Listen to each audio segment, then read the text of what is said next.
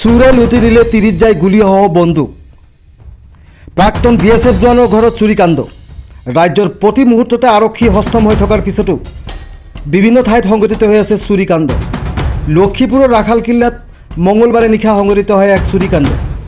প্ৰাক্তন বিএছএফ জোৱান জাকিৰ হুছেইনৰ ঘৰত চুৰে লুটি নিয়ে 7.5 ভৰি সোণ, 2,65,000 নগদ ধনৰ লগতে বহু কাপোৰ কানিৰ লগতে 30 যায় গুলীসহ এটা অনুজ্ঞাপত্ৰযুক্ত বন্দুকো লুট কৰি নিয়ে চুৰে। ঘৰত কোনো নথকাৰ সুযোগ লৈ দুৱাৰ ভাঙি ভিতৰত প্ৰৱেশ কৰিয়ে চুৰে সংঘটিত কৰে এই কাণ্ড। সমগ্ৰ ঘটনা সন্দৰ্ভত জাকিৰ হুছেইনে লক্ষীপুৰ আৰক্ষী থানাত এখন এজাহাৰ দাখিল কৰে আৰু আৰক্ষীয়ে তদন্ত আৰম্ভ কৰিছে বুলি জানিবলৈ দিয়ে।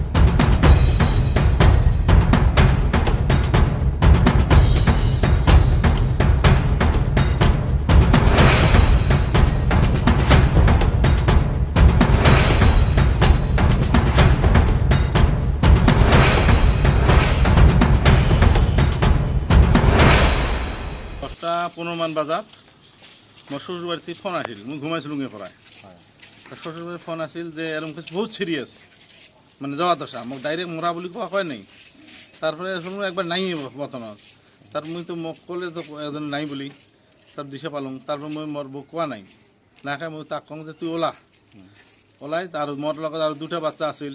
এই বাচ্চা দুটাই মোর একটা সৰু ভাগ মাতি তাক দি দিলোঁ, সি লৈ গ'ল। আৰু মোর একটা শালি আছিল তাক লগত লৈ মোর মাইকী আমি 3 জনে আগত গ'লোঁ।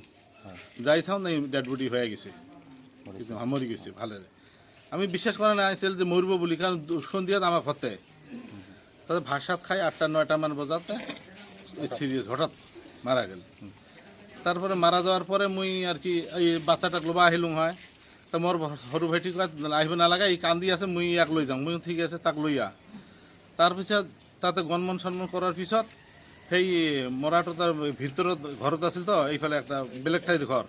তাৰ পৰা পুৰণা ঘৰত লৈ গ'লোঁ, খাটলিটো লৈ আহি তাতে বহিবা দিলোঁ, ঘৰত ৰাখি দিলে। এনেকৈ ৰাতি 12টা মান বাজি গ'ল। বাজি যোৱাৰ পিছত মুই আৰু তাতে কায়ো নাই, তাতে ডেড বডিৰ ওচৰত থাকিব লাগে। মুই তাতে থাকলোঁ।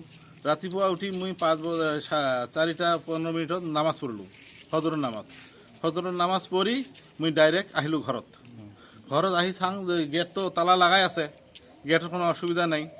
মুই গেট খুললোঁ, গেটৰ লাইট বন্ধ কৰিলোঁ। খুলি আহি মোৰ এই দরজাটা অল্প খোলা মোক কি কালি হঠাৎ করে গেলাম, খুলি থৈ গেছিলো নাকি। ফির ধর ওই কাইবা কি স্ক্রু ড্রাইভার না কি দিয়ে শাবল দিয়া একটু ভাঙাইছে। ঘরত দেখো একদম উল্টা পুল্টা। মই যা টকা থম তো দৌড়ি আহি থাম, টকা নেই, সব শেষ। 2,65,000 টাকা আছিল, একবারে নাই। ফিরে এইফালে গ'লো, বন্দুকটাও নাই।